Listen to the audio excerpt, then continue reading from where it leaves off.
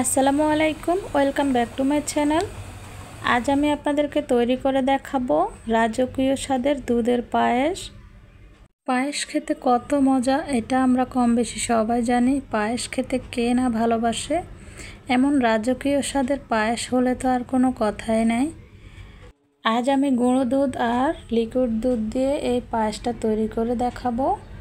এত মজার পায়েস রেসিপিটা দেখতে হলে আমার পুরো রেসিপিটা দেখতে হবে, তাহলে খুব সুন্দর করে আপনারাও পায়েস তৈরি করতে পারবেন। আর যারা আমার চ্যানেলে নতুন তারা অবশ্যই আমার চ্যানেলটা সাবস্ক্রাইব করে দেবেন। প্রথমে আমি 1 লিটার পরিমাণ পানি দিয়েছি, এর সাথে 1 কাপ পরিমাণ দিয়েছি গুঁড়ো দুধ। তো একটু নেড়ে ছেড়ে মিশিয়ে নিচ্ছি। গুঁড়ো দুধটাকে খুব ভালোভাবে মিশিয়ে নিতে হবে। এরপর আমি এখানে লিকুইড দুধ ব্যবহার করব। তো গরুর দুধ হলে তো আরও বেশি মজা হয় পায়েসটা। আমি প্যাকেটের দুধ দিয়েই পায়েসটা তৈরি করছি। তা আমি 2 লিটার পরিমাণ লিকুইড দুধ দিচ্ছি। সম্পূর্ণ দুধটা দেওয়া হয়ে গিয়েছে। এখন একটু নেড়ে ছেড়ে দুধটাকে ফুটিয়ে নেব। তো এরপর আমার এখানে লাগবে আতপ চাউল অথবা সুগন্ধি যে পোলাও করি ওই সুগন্ধি চাউলটা নিতে হবে। তো আমার 2 লিটার পরিমাণ পায়েস পাকানোর জন্য আমার লাগবে 2 মুঠো চাল। 2 মুঠো চাল দিয়ে পায়েসটা পারফেক্ট হবে। মজাদার পায়েস তৈরি করতে হলে এই টিপসগুলো অবশ্যই মাথায় রাখতে হবে। তো 2 লিটার দুধের সাথে যদি আমরা এর থেকে বেশি চাউল দিই তাহলে পায়েসটা খেতে মজা লাগবে না। তো আমি 2 মুঠো চাল দিয়েছি। চালটা দেওয়ার আগে একটু ভিজিয়ে নিতে হবে। এখানে 2টো তেজপাতা আর কয়েকটা এলাচ দিয়ে দিচ্ছি। 2-3 মিনিট পর এই এলাচ তেজপাতাগুলো আমি উঠিয়ে রাখবো। তা না হলে দাঁতের নিচে এই এলাচগুলো পড়লে খুবই বাজে অবস্থা হয়ে যায়। তো অবশ্যই চাউলটা দেওয়ার পর একটু নেড়ে চেড়ে দিতে হবে, তা না হলে দলা পেকে যেতে পারে।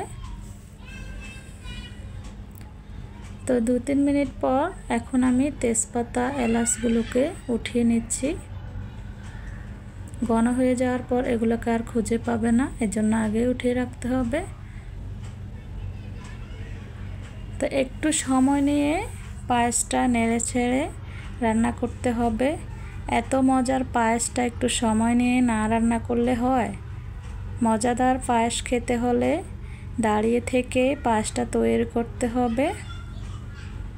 এই তো চাউলটা অনেকটা ফুটে গিয়েছে, দুধের স্বর ওঠা শুরু করছে। আমরা এভাবে নেড়ে ছেড়ে দুধের স্বরগুলোকে ভেঙে দেব। এই দুধের স্বরের পায়েসটা খেতে ভীষণ মজা লাগে। যে একবার খাবে মুখে লেগে থাকবে এই পায়েসটা। দুধটা অনেকটা ঘন হয়ে গিয়েছে। বেশ কিছুক্ষণ জাল করার পর আমি এখনও এখানে চিনি ব্যবহার করি নাই। মিষ্টিটা আপনাদের পছন্দ মতোই দিবেন। আমি আমার পছন্দ মতোই দিচ্ছি। এখানে 3 টেবিল চামচের মতো চিনি ব্যবহার করেছি। আমি তেমন একটা মিষ্টি পছন্দ করি না, এজন্য একটু মিষ্টিটা কমে দিতেছি। আপনারা আপনাদের পছন্দ অনুযায়ী মিষ্টিটা দিতে পারেন। তো চিনি দেওয়ার পর আবারও একটু পাতলা হয়ে গিয়েছে, কোনো সমস্যা নেই। আবারও জাল করতে করতে এটা একটু ঘন হয়ে যাবে। তো আমি আবারও বলছি এই পায়েসটা একটু সময় নিয়ে রান্না করতে হবে। এই পর্যায়ে আমি চাউলগুলোকে একটু ভেঙে নিচ্ছি, এতে করে পায়েসটা খেতে আরও ভালো লাগবে, মুখের সাথে লেগে থাকবে। তো এই পর্যায়ে আমি কিছু কাঠবাদাম কুচি দিচ্ছি।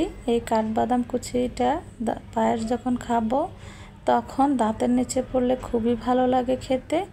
আপনারা যে কোনো বাদাম ব্যবহার করতে পারেন, কোনো সমস্যা নেই। আপনাদের পছন্দ মতো বাদাম দিতে পারেন। তো ছোট্ট একটা টিপস, পায়েস বা সেমাই পাকানোর সময় কখনো আপনারা দুধের সাথে কিশমিশ দিয়ে রান্না করবেন না। এতে করে দুধের ছানা কেটে যেতে পারে, কারণ কিশমিশটা অনেক সময় টক থাকে। তো এই জন্য আমরা রান্না করার পরে কিশমিশ দিয়ে পরিবেশন করতে পারি। তা আমার পায়েসটা অনেকটা ঘন হয়ে আসছে। আমি আরও কিছুক্ষণ দাঁড়িয়ে থেকে রান্না করব। দাঁড়িয়ে থেকে পায়েসটা কতজনে রান্না করতে পারে অবশ্যই কমেন্টে জানাবেন। এত মজার পায়েসটা একটু দাঁড়িয়ে থেকে তো রান্না করতেই হয়। যখন দেখব এভাবে মোটা মোটা বলক আসছে তখন চুলা থেকে নামিয়ে রাখবো। তো আমি এখন সরাসরি চুলা থেকে নামিয়ে বাটিতে ঢেলে নিচ্ছি। এখন আমি আবারও কিছু কাঠবাদাম করছি আর কিছু কিশমিশ দিয়ে সাজিয়ে নেব। এই কিশমিশ বাদামগুলো যেমন দেখতে ভালো লাগে তেমন খেতেও অসম্ভব ভালো লাগে। তা আমার আজকের এই রাজকীয় দুধের পায়েসটা আপনাদের কাছে কেমন লেগেছে অবশ্যই কমেন্টে জানাবেন। আর একটু ভালো লেগে থাকে তাহলে আমার চ্যানেলটি সাবস্ক্রাইব করে দিবেন। যারা ফেসবুক পেজ থেকে দেখছেন আমার ভিডিওটি তারাও একটা ফলো দিয়ে লাইক কমেন্ট শেয়ার করবেন। এতক্ষণ সাথে থাকার জন্য সবাইকে অসংখ্য ধন্যবাদ। এমন নিত্য নতুন ভিডিও দেখার জন্য সবাই আমার পেজটা ফলো করবেন। আবারও অনুরোধ করছি সবাইকে। তো সম্ভব হলে সবাইকে দাওয়াত করে খাওয়াতাম। আল্লাহ হাফেজ।